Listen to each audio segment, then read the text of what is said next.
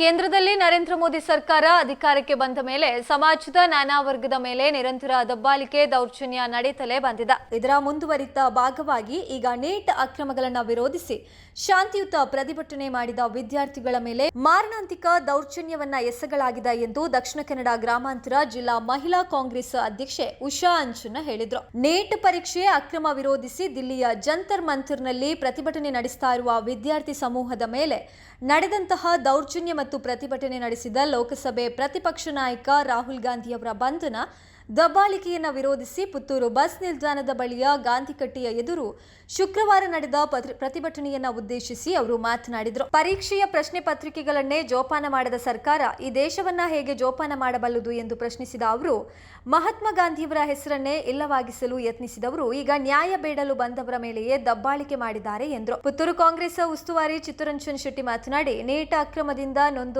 21 ವಿದ್ಯಾರ್ಥಿಗಳು ಆತ್ಮಹತ್ಯೆಯನ್ನು ಮಾಡಿಕೊಂಡಿದ್ದಾರೆ.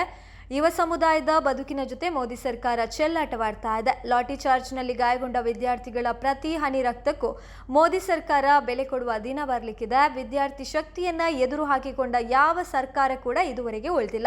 ಮೋದಿ ಸರ್ಕಾರಕ್ಕೂ ಇದೇ ಸ್ಥಿತಿ ಬರಲಿದೆ ಎಂದರು. ಇನ್ನು ದಕ್ಷಿಣ ಕನ್ನಡ ಗ್ರಾಮಾಂತರ ಜಿಲ್ಲಾ ಕಾಂಗ್ರೆಸ್ ಪ್ರಚಾರ ಸಮಿತಿ ಅಧ್ಯಕ್ಷ ಎಚ್ ಮೊಹಮ್ಮದ್ ಅಲಿ ಮಾತನಾಡಿ, ನೀಟ್ ಪರೀಕ್ಷೆಯ ಅಕ್ರಮದಿಂದ 23 ಲಕ್ಷ ಕುಟುಂಬಗಳಿಗೆ ಸಮಸ್ಯೆಯಾಗಿದೆ.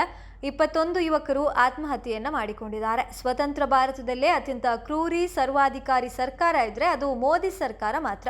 ಈಗ ವಿದ್ಯಾರ್ಥಿಗಳ ಪ್ರತಿಭಟನೆಯ ಹಿಂದೆ ಪಾಕ್ ಕೈವಾಡ ಇದೆ ಎನ್ನುವ ಮೂಲಕ ಹೋರಾಟದ ದಿಕ್ಕು ತಪ್ಪಿಸುವ ಯತ್ನ ಮಾಡ್ತಾ ಇದೆ ಎಂದರು. ಕೆಪಿಸಿಸಿ ಸಂಯೋಜಕ ಕಾವು ಹೇಮನಾಥ್ ಶೆಟ್ಟಿ ಮಾತನಾಡಿ, ನೀಟ್ ಪರೀಕ್ಷೆಯ ಪ್ರಶ್ನೆ ಪತ್ರಿಕೆಗಳು 5 ವರ್ಷಗಳಿಂದ ಸೋರಿಕೆಯಾಗ್ತಾ ಇದೆ. ಅಯೋಧ್ಯೆಯ ಮಂದಿರದಿಂದ ಸಾವಿರಾರು ಕೋಟಿ ನುಂಗಿದವರನ್ನ ಬಚಾವ್ ಮಾಡ್ತಾ ಇರುವ ಮೋದಿ ನೀಟ್ ಅಕ್ಷಮ್ಯಕ್ಕೆ ನೈತಿಕ ಹೊಣೆ ಹೊತ್ತು ರಾಜೀನಾಮೆ ನೀಡಬೇಕು. ಬಡವರ ಮಕ್ಕಳು ವೈದ್ಯರಾಗಬೇಕೆಂಬ ಉದ್ದೇಶದಿಂದ ಹಿಂದಿನ ಕಾಂಗ್ರೆಸ್ ಸರ್ಕಾರ ನೀಟ್ ಪರೀಕ್ಷೆ ಜಾರಿಗೆ ತಂದಿದ್ರೆ ಇದನ್ನ ಮೋದಿ ಸರ್ಕಾರ ಬುಡಮೇಲು ಮಾಡ್ತಾ ಇದೆ ಎಂದರು.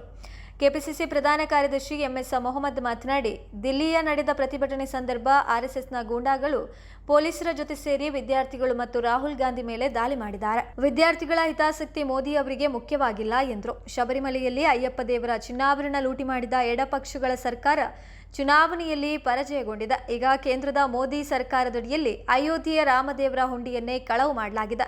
ಮುಂದಿನ ಚುನಾವಣೆಯಲ್ಲಿ ರಾಮನ ಶಾಪ ಬಿಜೆಪಿಗೆ ತಟ್ಟಲಿದೆ ಎಂದರು. ಇನ್ನು ಈ ಸಂದರ್ಭ ಕಾಂಗ್ರೆಸ್ನ ಪ್ರಚಾರ ಸಮಿತಿಯ ಅಧ್ಯಕ್ಷರುಗಳು, ಕಾರ್ಯದರ್ಶಿಗಳು ಮತ್ತಿತರರು ಉಪಸ್ಥಿತರಿದ್ದರು.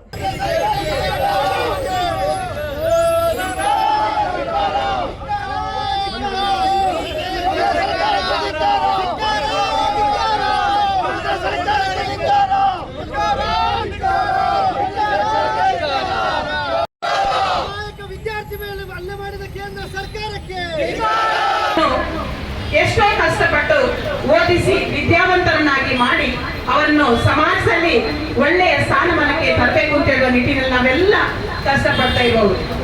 ಇಂದಿನ ಮಕ್ಕಳೇ ಮುಂದಿನ ಜನಾಂಗ ಎಂಬ ಮಾತಿನಂತೆ ಪ್ರತಿಯೊಬ್ಬ ತಾಯಿ ಕೂಡ ಇವತ್ತು ಗ್ರಾಮಾಂತರ ಪ್ರದೇಶದಿಂದ ಎಳೆದು ಪ್ರತಿಯೊಬ್ಬರು ಕೂಡ ಬೀಡಿ ಕಟ್ಟಿ ಬೇರೆಯವರ ಮನೆಗೆ ಕೆಲಸಕ್ಕೆ ಹೋಗಿ ಬೇರೆಯವರ ಮನೆಯಲ್ಲಿ ದುಡಿದು ತನ್ನ ಮಕ್ಕಳಿಗೆ ಒಳ್ಳೆಯ ವಿದ್ಯಾಭ್ಯಾಸ ಕೊಡಬೇಕು ಅಂತ ಹೇಳುವ ಕನಸನ್ನು ಕಂಡು ನಾವೆಲ್ಲ ವಿದ್ಯಾರ್ಥಿಗಳನ್ನು ಓದಿಸ್ತಾ ಇದ್ದೇವೆ.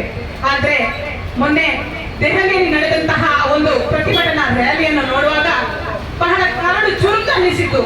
ಯಾವುದೇ ತಾಯಿ ಕೂಡ ಈ ಒಂದು ಪ್ರತಿಭಟನೆಯ ಒಂದು ದೃಶ್ಯವನ್ನು ಕಂಡಾಗ ಆ ಪೊಲೀಸರ ಹೊಡೆತಗಳು, ಅದನ್ನು ಹೆಣ್ಣು ಮಕ್ಕಳನ್ನು ಹೊಡೆದು ಬಡಿಯುವಂತಹ ಒಂದು ಆ ಕ್ರೌರ್ಯ ಏನುಂಟ ಅದನ್ನು ಈ ಸಂದರ್ಭದಲ್ಲಿ ನಾನು ಮೊತ್ತ ಮೊದಲಾಗಿ ಒಬ್ಬ ಮಹಿಳೆಯಾಗಿ ನಾನು ಖಂಡಿಸ್ತಾ ಇದ್ದೇನೆ. ಕೇಂದ್ರ ಸರ್ಕಾರದಲ್ಲಿ ಇವತ್ತು ಮೋದಿಜಿಯವರು ಯಾವಾಗ ಆಡಳಿತಕ್ಕೆ ಬಂದ್ರು ಅವತ್ತಿನಂದೇ ಶುರುವಾಯಿತು ದಬ್ಬಾಳಿಕೆ. ಸ್ವಾಮಿ, ನಾನು ನಿಮಗೆ ಒಂದು ಪ್ರಶ್ನೆಯನ್ನು ಕೇಳ್ತಾ ಇದ್ದೇನೆ. ವಿದ್ಯಾರ್ಥಿಗಳು ಕಲಿತು ಇವತ್ತು ತಾವೊಂದು ಒಳ್ಳೆಯ ಒಂದು ಡಾಕ್ಟರ್ ಆಗಬೇಕು ಅಂತ ಹೇಳುವ ಕನಸನ್ನು ಕಂಡು ಬೇರೆ ಬೇರೆ ಒಂದು ಒಳ್ಳೆಯ ಪೋಸ್ಟ್ ನಲ್ಲಿ ಹೋಗ್ಬೇಕು ಅಂತ ಕನಸುಕೊಂಡು ತಾವು ಓದ್ತಾ